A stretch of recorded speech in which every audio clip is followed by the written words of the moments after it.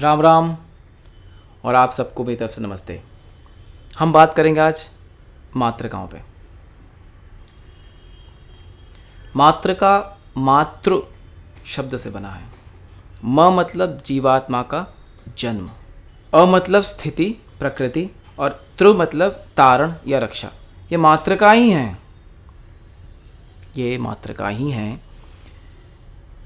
जो इस जगत को चलाती है। ये मातृका ही हैं जो आपको,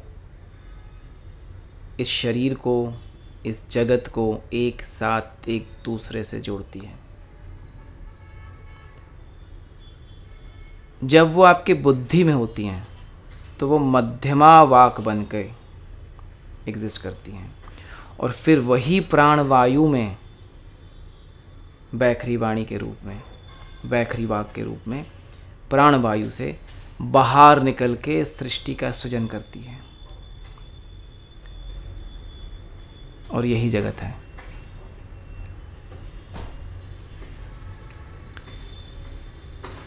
आपको पता है, ये जो हम सांस छोड़ते हैं इसकी मात्राएं होती हैं।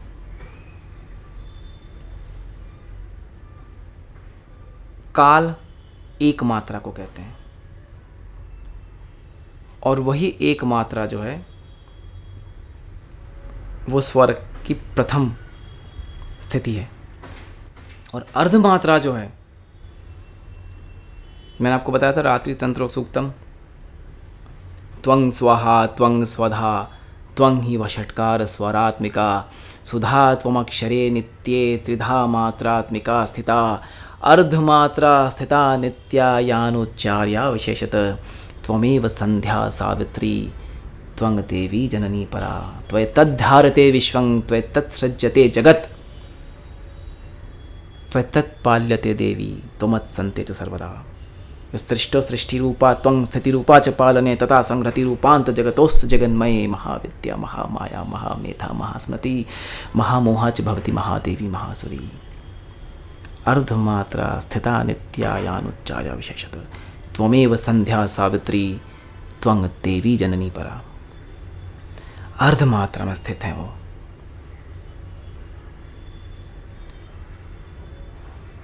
एक काल की गणना देखिए आप स्क्रीन पे। 30 लव की एक त्रुटि है, 30 त्रुटि की एक कला है, 30 कला की एक काष्ठा है, 30 काष्ठा का एक निमेष है और 8 निमेष का एक श्वास है। मैं दोबारा इसको रीड कर देता हूँ। 30 लव की एक त्रुटि है, 30 त्रुटि की एक कला है, 30 कला की एक काष्ठा है, 30 काष्ठा का एक निमेष है और 8 निमेष का एक श्वास है। जैसे ओम है, अ उ और म। अ एक मात्रा है, उ 2 मात्रा है, म हाँ वो प्लूत में जाता है, 3 मात्राएं हैं। ये मिला के 6 मात्राएं हुई। फिर उसके बाद रोधनी है, नादांत है, नाद है, उन्मना है, समना है, ऐसे करके 1/8। आप एक टेबल देखिए, मैं आपको बताता हूँ। माया के जगत में जो प्रणव हमने देखा, अकार उकार मकार 1 मात्रा 2 मात्रा 3 मात्रा 6 मात्राएं बनाती हैं। और मायातीत जो माया जगत से परे है, उसमें बिंदु है जो अर्धमात्रा है, अर्धचंद्र है 1/4 मात्राएं, निरोधिनी 1/8, नाद, फिर नादांत, फिर शक्ति, फिर व्यापिनी, फिर समना, फिर उन्मना। अगर इन सबको जोड़ें तो 1 मात्रा बनती है और यही मिला के कुल 7 मात्राएं होती हैं। सप्त मात्रिका का कॉन्सेप्ट यहीं से आया है। सप्त मात्रिका का जो कॉन्सेप्ट है उसमें एक चीज़ मिसिंग है। जो हम अष्ट मात्रिकाओं की बात करते हैं, वो अष्ट मात्रिका स्वयं देवी हैं, 8वीं। और यही अष्ट मात्रिकाओं में देखिए व्यंजन के सप्त मात्रिकाएं और जो अष्ट मात्रिकाएं हैं, जो 16 स्वर हैं, क्योंकि वर्ग है ना, अवर्ग है, क वर्ग है, च वर्ग है, ट वर्ग है, प वर्ग है। ये जो 16 स्वर हैं यही 16 कलाएं हैं, यही उनकी 16 नित्याएं हैं। नित्य क्लिन्ना, भेरुंडा, भगमालिनी, उसको डिफाइन नहीं करते हैं हम लोग। 2-4 नाम दे दिए, अब आप स्वयं उसको जानिए। उन्हीं 16 में से 14 कलाएं चंद्रमा की हैं और 2 पूर्ण कलाएं अमा और अमृता। मात्राओं का बाहुल्य ही जगत का कारण है। जितनी मात्राएं फैलेंगी उतना जगत फैलेगा, जितनी मात्राएं सिकुड़ेंगी उतना जगत। इसीलिए अर्धमात्रा तक पहुंचने की बात करी गई है। वही बिंदु है, वहीं से जगत की उत्पत्ति हुई है। वही वैंधववासिनी, वही मां का स्थान है।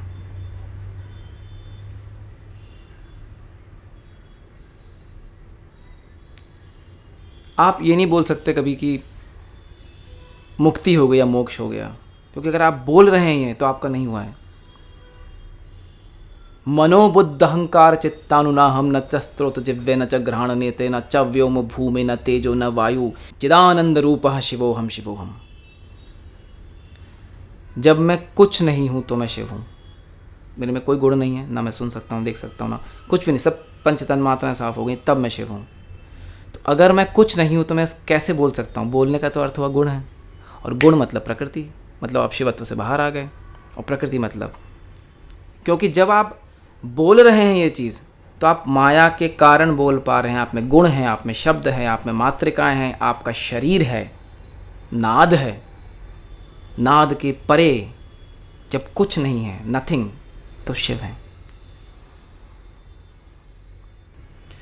और ये जितना फैलता है ना, उतना ही आप चिदाकाश से दूर होते चले जाते हैं। चिदाकाश मतलब आपके चित्त के। आप देखेंगे जितने भी कॉम्प्लेक्स वर्ड्स हैं, इसलिए मैं हमेशा कहता हूँ कि आप प्रयत्न करिए कि आप संस्कृत निष्ठ बोल सकें, आप मातृकाओं का, देवनागरी का उपयोग करें, आप अंग्रेज़ी में न बोलें, क्योंकि वो आपको दूर कर देगा आपकी प्रकृति से, आपके मूल तत्व से, आपकी शुद्ध विद्या से।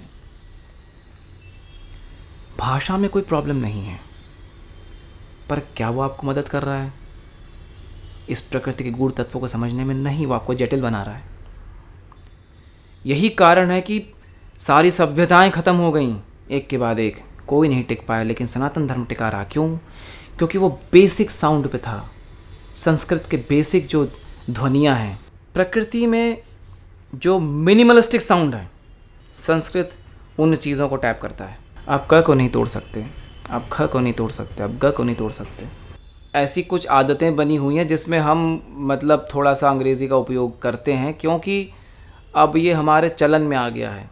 उतना सब ठीक है, पर अगर आप फिर भी सनातन धर्म की चीज़ों को पढ़ना चाहते हैं तो आपको ये सारी चीज़ें उसके ओरिजिनल टेक्स्ट में, उसके ओरिजिनल साउंड्स में, उसके ओरिजिनल शब्दों के साथ, उसके ओरिजिनल अक्षरों के साथ, उसके ओरिजिनल वर्णमाला के साथ, उसके ओरिजिनल मातृकाओं के कृपा से ही करना होगा, अन्यथा आपको ये कभी भी समझ में नहीं आएगा।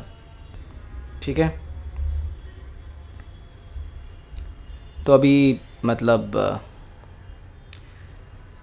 कुछ बातें हैं जो मैं आगे ऐड करूँगा मातृकाओं में। आपसे आज्ञा लेना चाहता हूँ। राम राम, नमस्ते।